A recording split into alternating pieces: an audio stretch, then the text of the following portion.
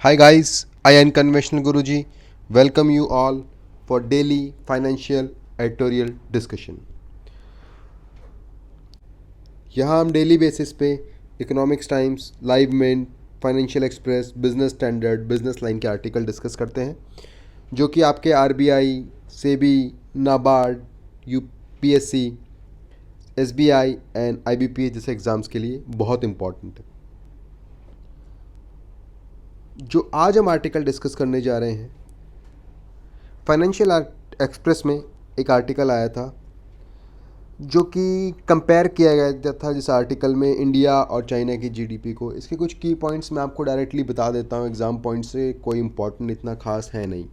अभी हम लोग देख रहे हैं कि हम चाइनीज़ प्रोडक्ट को बॉयकॉट करने की बात चल रही है। इसमें ऑथर ने कुछ व्यूज़ दिए हैं कि इन सब करने से बहुत शॉर्ट टर्म इम्पैक्ट आएगा, हमको लॉन्ग टर्म डेवलपमेंट पे ध्यान देना है जिससे हम चाइना की जीडीपी के बराबर आने का ट्राई करें, देन ही हम उसको असलियत में हरा सकते हैं जिसमें टाइम लगेगा। अगर हम बात करते हैं चाइनीज़ प्रोडक्ट को बॉयकॉट करने की, चाइना इंडिया में अपनी जीडीपी का ओनली 3% एक्सपोर्ट करता है, ओनली 3%।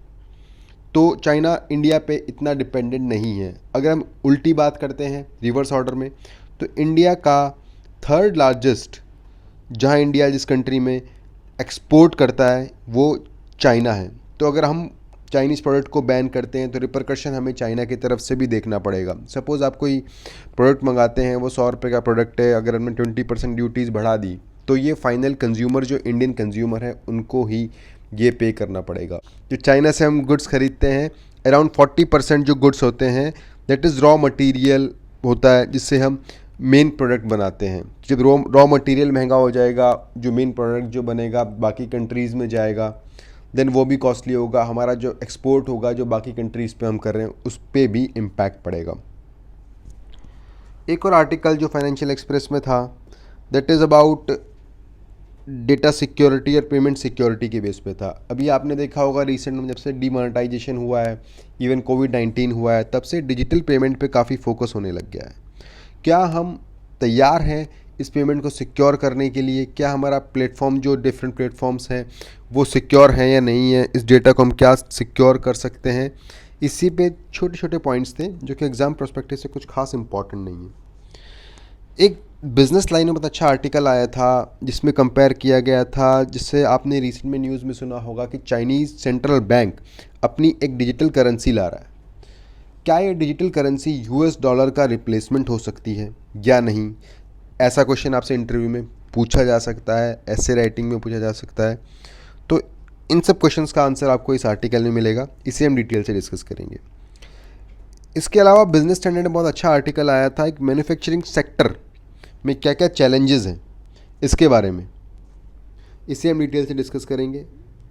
एंड बिजनेस स्टैंडर्ड में एक और आर्टिकल आया था आज, बोर्ड ऑफ गवर्नेंस जो बैंकिंग सेक्टर का होता है उसकी क्या रिस्पॉन्सिबिलिटीज़ हैं, क्या उसमें इश्यूज़ हैं, कैसे हम उसको इम्प्रूव कर सकते हैं। आपके एग्ज़ाम पर्सपेक्टिव से, ऐसे राइटिंग पर्सपेक्टिव से बहुत इंपॉर्टेंट है, इसे हम डिटेल में डिस्कस करेंगे। जो पहला आर्टिकल हम डिस्कस करने जा रहे हैं, challenges in auto sector. Automobile sector में क्या क्या चैलेंजेस हैं। एक सिंपल एग्जांपल लेते हैं हम लोग, कोई भी एक चेन होती है, चेन बेसिकली एक लिंक से बनी होती है। तो हमारी जीडीपी जो है पूरी एक चेन है, उस चेन का इम्पॉर्टेंट लिंक ऑटो सेक्टर है, ऑटोमोबाइल सेक्टर है। ऑटोमोबाइल सेक्टर अगर ग्रो नहीं होगा तो हम India as an whole country नहीं ग्रो कर पाएंगे, हमारा जीडीपी ग्रो नहीं होगा। जैसे आप चेन का एग्जांपल लेते हैं, चेन का अगर एक भी कड़ी, एक भी लिंक कमज़ोर है तो चेन मजबूत नहीं हो सकती। तो हमें ऑटोमोबाइल सेक्टर को मजबूत करना होगा। ऑटोमोबाइल सेक्टर पिछले एक साल से डिमांड से जूझ रहा है, बहुत कम डिमांड है ऑटोमोबाइल सेक्टर में, जनरेशन नहीं हो पा रहा है इसी वजह से। और इस डिमांड का इम्पैक्ट या प्रोडक्शन पे इम्पैक्ट कोविड-19 के कारण पड़ा है। ऑटोमोबाइल सेक्टर बहुत बैडली इम्पैक्ट हुआ है इस चीज़ से। ऑटोमोबाइल सेक्टर इतना इम्पॉर्टेंट क्यों है? इसलिए इम्पॉर्टेंट है क्योंकि automobile sector 3.7 crore employment generate करता है इंडिया में। 15% जीडीपी का कंट्रीब्यूशन जो आता है ऑटोमोबाइल सेक्टर से आता है। ये सब फैक्ट्स आप दिमाग में हल्का रखिएगा, बहुत इंपॉर्टेंट होते हैं एग्ज़ाम में, ऐसे राइटिंग में, इंटरव्यू पर्पस से यूज़ करने के लिए। ऑटोमोबाइल सेक्टर में अभी रिसेंट में बहुत डिमांड कम हो गई है, सिमिलरली प्रोडक्शन कम हो चुका है, कोई नया इन्वेस्टमेंट आ नहीं रहा। जो 3.7 करोड़ जॉब्स की बात की, इनका जॉब लॉस भी बहुत ज़्यादा ऑटोमोबाइल सेक्टर में हुआ है। ऑटोमोबाइल सेक्टर में जो ग्रोथ माना जा रहा है इस साल का 35% लेस माना जा रहा है पिछले साल के कंपेयर में, जिससे जीडीपी को 1% जीडीपी का नुकसान होगा। जो 20 लाख करोड़ का पैकेज अनाउंस किया गया था आत्मनिर्भर भारत के लिए, उसमें एमएसएमई सेक्टर में बहुत अच्छा फोकस किया गया था, काफ़ी पैसा दिया गया था, पर उसमें सब लॉन्ग टर्म मेजर्स यूज़ किए गए थे। जो 20 लाख करोड़ के पैकेज का इम्पैक्ट आएगा वो लॉन्ग टर्म में आएगा, थोड़ा समय लगेगा उस चीज़ को आने में। कोई भी शॉर्ट टर्म अनाउंसमेंट जो था, स्पेसिफिकली बात करें अगर, ऑटोमोबाइल सेक्टर के लिए नहीं किया गया था। क्या गवर्नमेंट एट प्रेजेंट चीज़ें कर सकती है ऑटोमोबाइल सेक्टर के लिए? कुछ की पॉइंट्स, जैसे ऑटोमोबाइल सेक्टर में भी 28% जीएसटी है, कुछ कुछ पार्ट्स पे, कुछ कुछ रिपेयरिंग पे, डिफरेंट सेक्टर्स अगर बात करते हैं, उन सेक्टर्स में 28% जीएसटी है, जिसको शॉर्ट टर्म के लिए रिड्यूस किया जा सकता है 18% पे, जिससे सेक्टर का बहुत फ़ायदा होगा। सपोज़ आप कोई सेकेंड हैंड कार खरीदते हैं, जो उसकी स्क्रैप वैल्यू होती है उस पर कोई टैक्स लगता है, उस टैक्स को रिड्यूस करके आप 50% कर सकते हैं गवर्नमेंट। बहुत अच्छा इंपैक्ट पड़ेगा ऑटोमोबाइल सेक्टर पे। जीएसटी को कम किया जा सकता है। रोड टैक्स जो लगता है, या नई कार आप खरीदते हैं, रजिस्ट्रेशन चार्जेस जो होते हैं उसको कम किया जा सकता है। इन चीज़ों से सेक्टर को बहुत बूस्टअप मिलेगा, इकोनॉमी को बूस्टअप मिलेगा और हमारे देश में रोज़गार जनरेट होगा। गवर्नमेंट जो बसेस प्रोक्योर करती है, डीजल बसेस करती है या सीएनजी बसेस करती है, उनका प्रोक्योरमेंट जारी रखें। ये अभी अच्छा टाइम हो सकता है। जो फेम स्कीम है हमारी इलेक्ट्रिकल व्हीकल के रिगार्डिंग, फेम 2 स्कीम को प्रॉपरली लॉन्च किया जा सकता है, जिससे हमारा ऑयल रिजर्व्स कम होगा, इलेक्ट्रिकल व्हीकल यूज़ होंगे, नई डिमांड आएगी ऑटोमोबाइल कंपनीज़ के पास, जो कि इस सेक्टर के लिए बहुत अच्छा होगा। अब हम बात करते हैं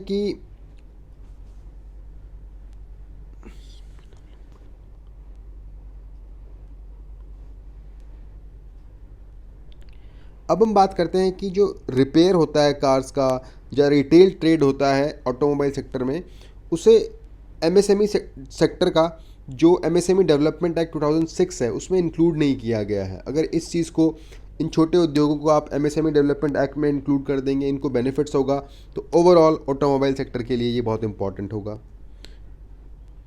और जो माइग्रेंट वर्कर्स कोविड-19 के कारण चले गए हैं, इससे फैक्ट्रीज़ में प्रोडक्शन पे, कार प्रोडक्शन पे, ऑटोमोबाइल पार्ट प्रोडक्शन में काफ़ी इम्पैक्ट पड़ा है। सरकार को इन वर्कर्स को बुलाना चाहिए, इनको इंसेंटिव देना चाहिए, देन इस सेक्टर के लिए बहुत अच्छा होगा। तो ये कुछ कीवर्ड्स थे हमने डिस्कस के लिए ऑटोमोबाइल सेक्टर में। बहुत अच्छा आर्टिकल था।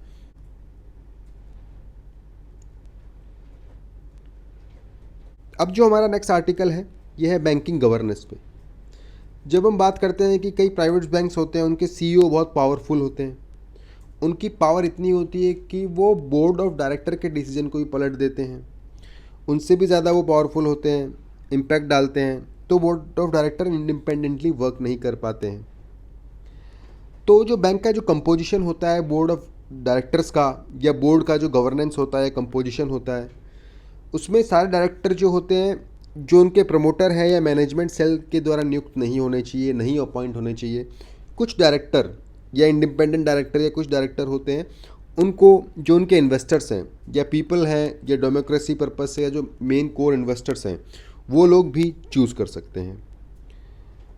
और जो अकाउंटेबिलिटी फिक्स होनी चाहिए हर एक डायरेक्टर की, बोर्ड ऑफ डायरेक्टर्स की, बोर्ड की। जो मिनट्स होते हैं, जो मीटिंग्स होती है, उसमें इंडिविजुअल डायरेक्टर ने क्या बोला है, क्या उनका व्यू पॉइंट था, उसको ट्रांसपेरेंटली पब्लिक डोमेन में लाया जाना चाहिए, जिससे हर किसी की अकाउंटेबिलिटी फिक्स होगी।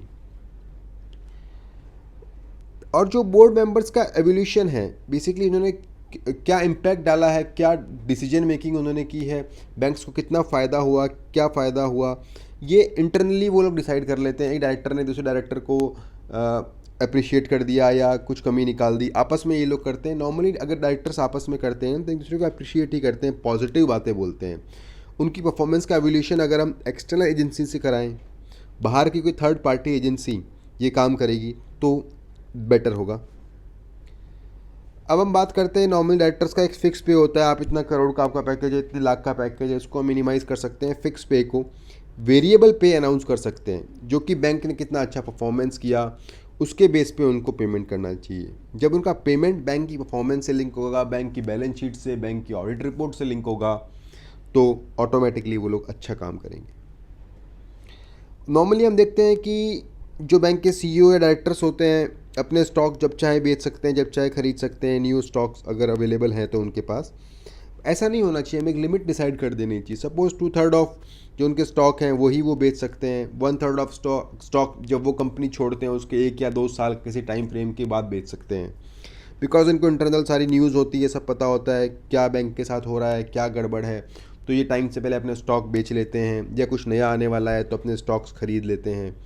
तो ये चीज़ें इम्प्रूव करने की ज़रूरत है। तो इम्पॉर्टेंट आर्टिकल था बैंकिंग गवर्नेंस पे, कुछ कीवर्ड्स थे, आप अपने एग्ज़ाम्स में इसको यूज़ कर सकते हैं। अब हम जो आर्टिकल डिस्कस करने जा रहे हैं, supplement of USD, US dollar का सप्लीमेंट। क्या चाइनीज़ बैंक ने जो डिजिटल करेंसी निकालने का सोचा है वो इसको रिप्लेस कर सकती है या नहीं। चाइना के सेंट्रल बैंक ने डिजिटल करेंसी निकाली है जो कि क्रिप्टो करेंसी नहीं है। इसमें एक ही चीज़ सिमिलर है क्रिप्टो करेंसी से, जो इसका लेजर है, दैट इज़ डिस्ट्रीब्यूटेड लेजर। ये एक टाइप का फिएट करेंसी है। फिएट करेंसी का सिंपल एग्जांपल मैं आपको इजी वे में समझा सकता हूँ। ऐसी करेंसी जो कि गवर्नमेंट द्वारा बैक होती है, गवर्नमेंट द्वारा एक लीगल टेंडर है, घोषित लीगल टेंडर है गवर्नमेंट के द्वारा। ये करेंसी आप लेके जाएंगे तो गवर्नमेंट इसके एक्सचेंज में जो भी एडवांटेज देने होंगे, जो भी पैसा देना होगा आपको, वो प्रोवाइड करेगी। इसकी खुद की कुछ इंट्रिंसिक वैल्यू नहीं होती है। जो चाइना ने सोचा है कि डिजिटल करेंसी लॉन्च की जाएगी, ये सिंपल एक फिएट करेंसी है और ये वहाँ की गवर्नमेंट या वहाँ के सेंट्रल बैंक द्वारा बैक्ड होगी, उसको सपोर्ट मिलेगा। और जो इंटरमीडिएटरीज होते हैं, बैंक डायरेक्ट डीलिंग नहीं करेगा, सेंट्रल बैंक या गवर्नमेंट डायरेक्ट डीलिंग नहीं करेगा इसमें, जो बाकी बैंक्स हैं, जो वहाँ के सिटीजन्स हैं, ये एक रिप्लेसमेंट है बेसिकली उनकी जो नॉर्मल करेंसी आरएनबी की बात करते हैं हम, जो चाइनीज़ युआन है, उसका एक रिप्लेसमेंट है। अब ये करेंसी जो बैक्ड कैसे होगी, कैसे इसका बैकिंग होगा, ये बेसिकली बैकिंग होगा इसका रेनएमबी बॉन्ड्स।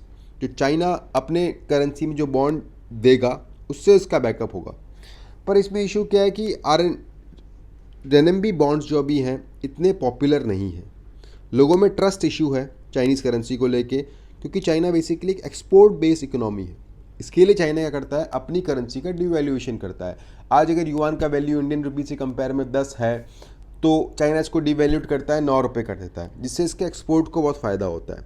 जब इसने अपनी करेंसी लॉस कर दी, पर जो इससे जो यील्ड आ रहा था, जो बेसिकली आप चाइनीज़ बॉन्ड पे या रेनएमबी के बॉन्ड्स पे जो कमा रहे थे, वो यील्ड कम हो जाता है, जो कि कंपैरिजन करना होगा इन बॉन्ड्स को यूएसडी के बेस पे जो बॉन्ड होते हैं, यूएस डॉलर के बेस पे या यूएस गवर्नमेंट के द्वारा इशू बॉन्ड्स होते हैं, उससे कंपेयर करना होगा। उससे ज़्यादा रिटर्न अगर ये दे पाते हैं तभी लोग इससे अट्रैक्ट होंगे।